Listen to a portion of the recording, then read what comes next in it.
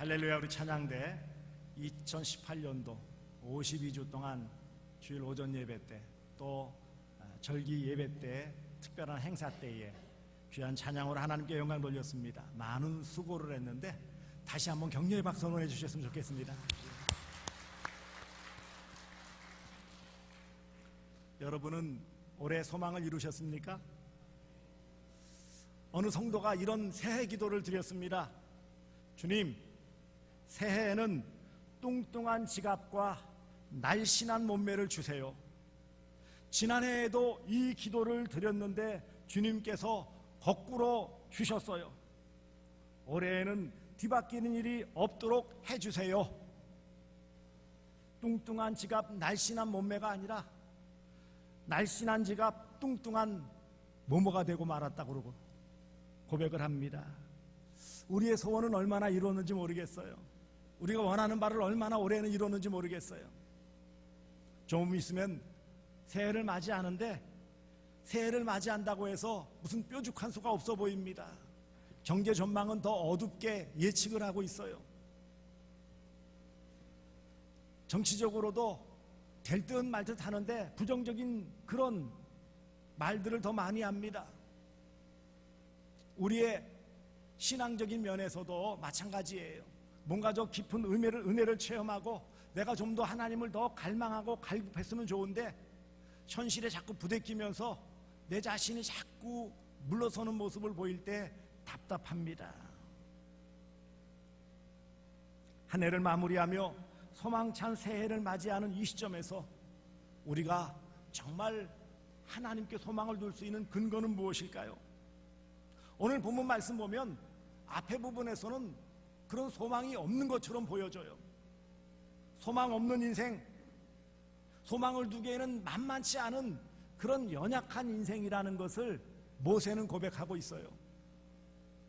모세가 자신의 삶의 말년에 하나님의 감동을 받아서 쓴 시가 바로 시편 90편이에요. 전체 150편 가운데 유일한 모세의 시, 그러니까 달리 보면 제일 오래된 시라고 볼 수 있죠. 그런 모세가 인생이 어떻다라고 고백을 하고 있습니까?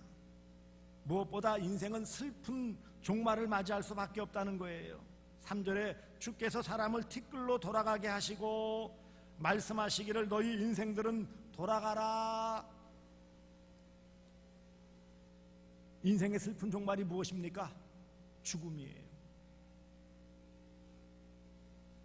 내일이 되겠죠. 1월 1일 경산에 있는 장기독교 공원묘지에서 이웃에 있는 대구 열린교회 원로 목사님이신 강신봉 목사님, 그분도 80이 다 넘으셨는데 그 모친 되시는 분이 그저께 별세하셨어요.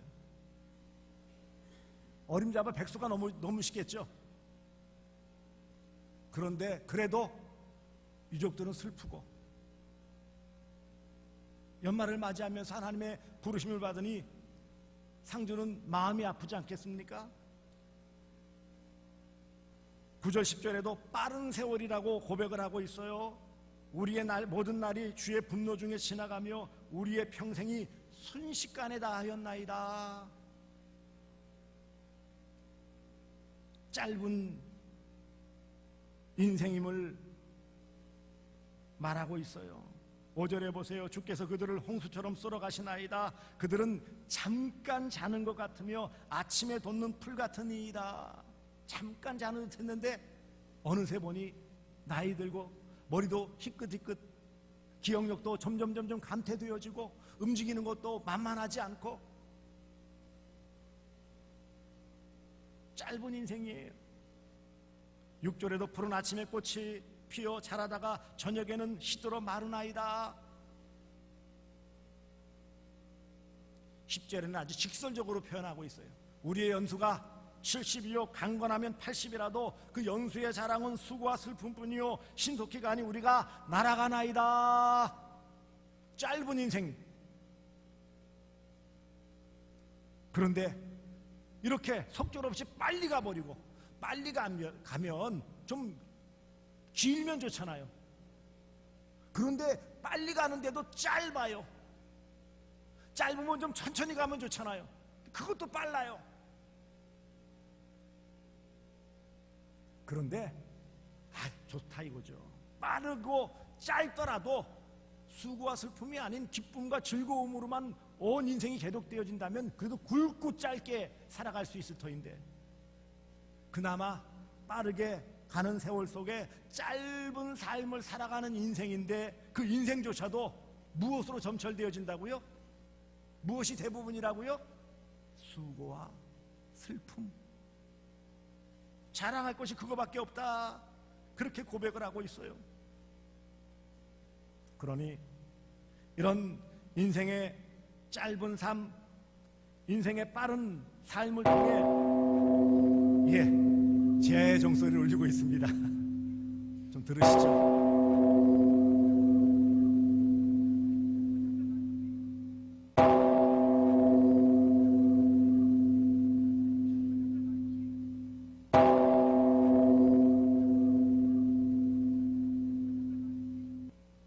예, 2019년도 새해가 밝았습니다.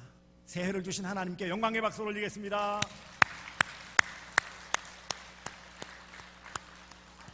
새해를 맞이했는데 이 짧은 몇 초의 순간에 여러분들은 한 살씩 더 먹었다는 거 아십니까?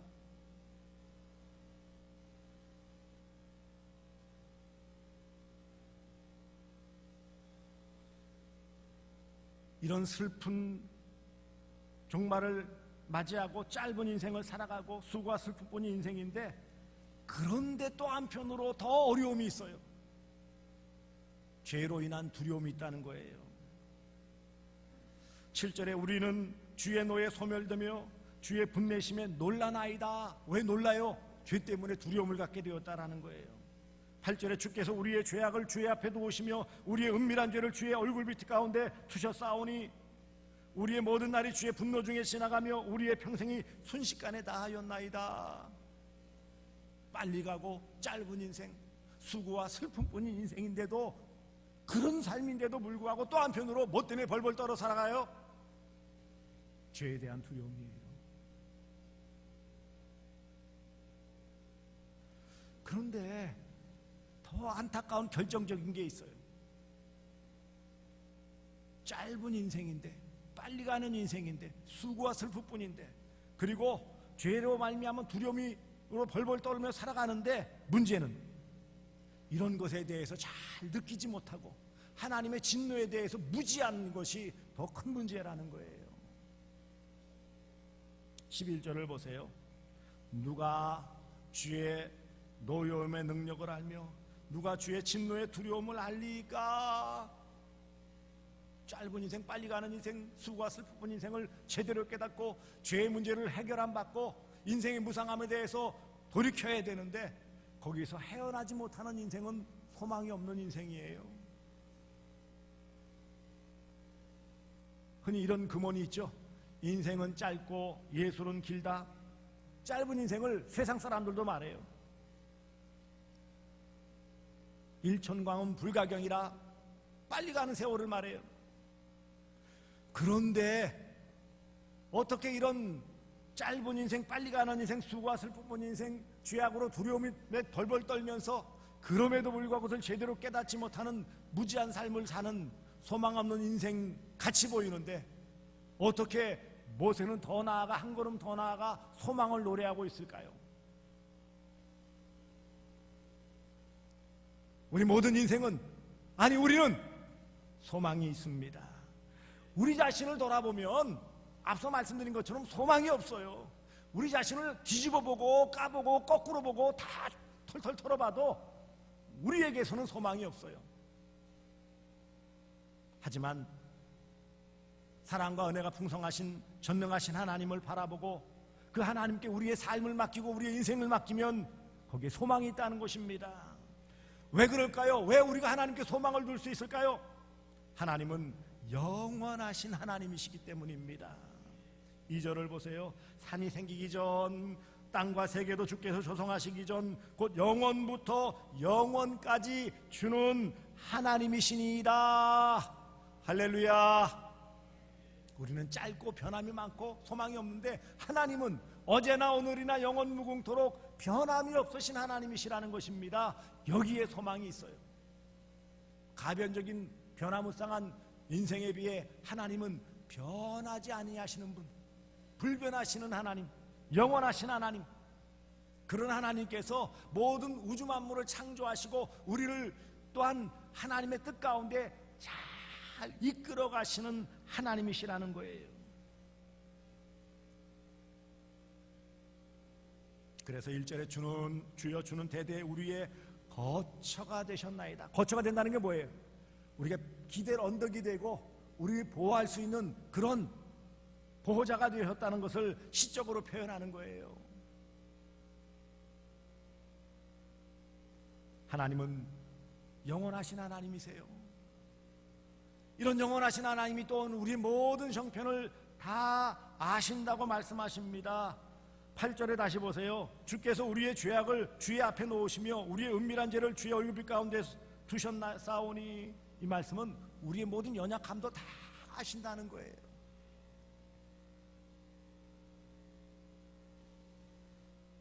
그리고 예수 그리스도는 이 땅에 오셔서 성탄하셔서 인생의 영원한 멸망을 피하도록 우리를 위해 구원의 십자가, 대속의 십자가에 달려 죽으심으로 소망 없는 인생, 절망 가운데 빠져있는 우리 인생을 소망의 인생으로 바꾸어 주셨어요. 어두움에 있는 우리 인생들을 빛으로 인도해 주셨어요. 사망 가운데 있는 우리를 또한 생명으로 옮겨 주셨어요. 마귀의 지배 아래 있던 우리를 하나님의 자녀로 바꿔 주셨어요. 할렐루야! 이게 소망이에요. 인생은 그래서 이 땅 짧지만 빨리 가는 인생이지만, 수고와 슬픔뿐인 것 같은 인생이지만, 그럼에도 불구하고 우리 인생이 소망이 있는 것은 무엇 때문입니까? 영원을 향한 준비 기간이기 때문이에요. 하나님께서 마련해 놓으신 우리에게 영원한 생명을 주시고 영원한 소망을 주시고, 그리고 이 땅에서도 그것을 누릴 수 있는 은혜를 주시고자 이 땅에서의 나그네 삶을 허락해 주신 것입니다. 소망은 하나님이 주시는 것입니다. 소망은 하나님이 주십니다. 그러므로 소망을 주시는 하나님 앞에 그 하나님께 긍휼과 은총을 구해야 돼요. 무엇을 구해야 됩니까? 무엇보다 지혜를 구해야 돼요. 12절 보세요. 우리에게 우리나라의 계수함을 가르치사 지혜로운 마음을 얻게 하소서. 지금 우리가 어떤 삶을 사는지, 빠른 세월인지 짧은 삶인지, 수고와 슬픔뿐인지, 죄 때문에 벌벌 떠는 삶인지, 그거에 따른 하나님의 진노가 얼마나 큰지를 모르는 무지함에서 벗어나 하나님의 뜻을 알고 하나님의 그 심정을 알고 하나님의 그 속성을 알고 하나님의 방법을 아는, 빠른 세월 짧은 인생, 수고와 슬픔은 인생이지만 인생의 덧없음과 보잘것없음을 알고, 그래서 내 자신을 포기하고 하나님께 소망을 두는 것이 바로 지혜입니다. 새해에는 지혜를 구하시기를 바랍니다. 이런 내가 누구인지, 인생이 어떤 존재인지를 깨닫고 전능하신 하나님, 영원하신 하나님께 지혜를 구하시기를 바랍니다. 두 번째 구할 것은 긍휼을 구해야 돼요. 13절을 보세요. 여호와여 돌아오소서. 언제까지니까 주의 종들을 불쌍히 여기소서. 불쌍히 여겨달라, 긍휼히 여겨달라라는 거예요. 우리는 아무리 그럴듯해도 하나님의 용서하심이 아니라면 도무지 설 수 없는 연약한 인생입니다. 그러므로 매일매일의 삶에 하나님께 긍휼을 구하시기를 바랍니다. 하나님께 불쌍히 여기 받는 그 인생이 복된 인생이고 소망이 있는 인생이에요. 세 번째로 구할 것은 하나님의 인자하심을 구하시기 바랍니다. 14절 보세요. 아침에 주의 인자하심이 우리를 만족하게 하사 우리를 일생 동안 즐겁고 기쁘게 하소서. 주의 인자하심이 아니면 우리는 소망이 없어요. 그 인자하심, 그 하나님의 사랑, 인자하심을 구해야 돼요. 네 번째는 기쁨을 구해야 됩니다. 하나님께서 수고와 슬픔뿐인 인생임에도 불구하고 우리에게 이 땅에서 하나님 주시는 참된 기쁨을 허락해 주십니다. 15절 보세요. 우리를 괴롭게 하신 날수대로와 우리가 화를 당한 연수대로 우리를 기쁘게 하소서. 기쁨은 누가 주시는 거예요? 하나님 아버지께서 주시는 거예요. 세상에서 얻으려고 하면 오히려 더 쓰이쓴 수고와 슬픔뿐이밖에 없어요. 괴로움밖에 없어요. 참된 기쁨은 하나님이 주시기에 소망을 하나님께 두고 하나님께 기쁨을 구하시기를 바랍니다. 더 나아가 이제는 적극적으로 주의 영광을 구해야 합니다. 우리만 잘 먹고 잘 살고 우리만 평안하고 기쁨을 누리는 것이 아니라 이런 우리에게 지혜를 주시고 긍휼을 베풀어 주시고 인자하심으로 품어주시고 기쁨을 주시는 하나님께 영광 돌리는, 주의 영광을 구하는, 먹든지 마시든지 무엇을 하든지 하나님 영광을 위해서 살아가야 합니다. 16절 보세요. 주께서 행하신 일을 주의 종들에게 나타내시며 주의 영광을 그들의 자손에게 나타내소서. 주의 영광이 나타날 수 있도록 주의 영광을 구해야 합니다. 살든지 죽든지 먹든지 마시든지 무엇을 하든지 다 하나님의 영광을 위해서 살아갈 때 진정한 소망이 우리에게 있는 거예요. 누가 소망이 있는 사람이라고요? 하나님 영광 위에 살아가는 인생이, 성도가 소망이 있는 삶이에요. 마지막 6번째로 주의 은혜를 구해야 합니다. 우리가 첫 찬양 은혜 아니면 살아갈 수가 없네 고백했죠? 은혜.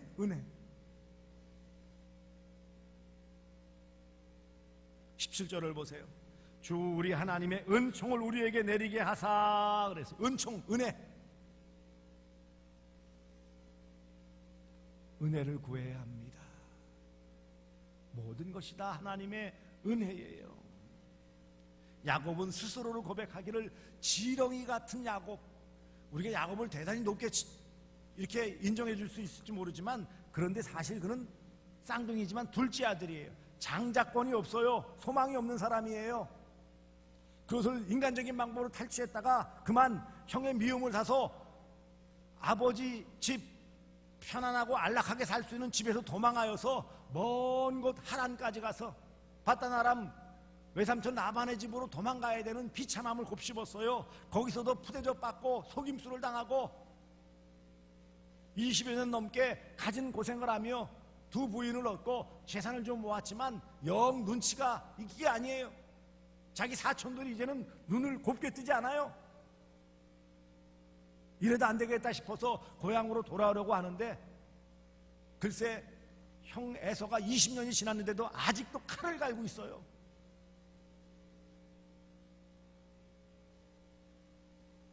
속이는 자로서 평생을 살았던 야곱 다 건너놓고 야복 강가에서 주저앉아서 가만히 생각하니까 참 한심하기 짝이 없어요. 장자권 속여서 팥죽 한 그릇으로 사고 속여서 엄마랑 짜고서 속여서 장자의 명분을 얻고 그래서 또 도망가서 외삼촌 나반의 집에서 이렇게 저렇게 이런 우여곡절 저런 투단 방법 써서 이렇게 이루었는데 지금 와서 가만히 생각하니까 다 헛수고예요. 이제 형의 칼날에 죽으면 다 끝이에요. 자신의 똑똑함, 자신의 약사빠름, 권모술수를 생각하던 야곱이 결국은 야복 강가에서 주저앉아 있고 기도했고 하나님의 천사와 씨름했다고 표현하는 그 표현대로 하나님께 매달렸어요. 은혜 주시지 않는다면 결코 놓지 않겠다라고.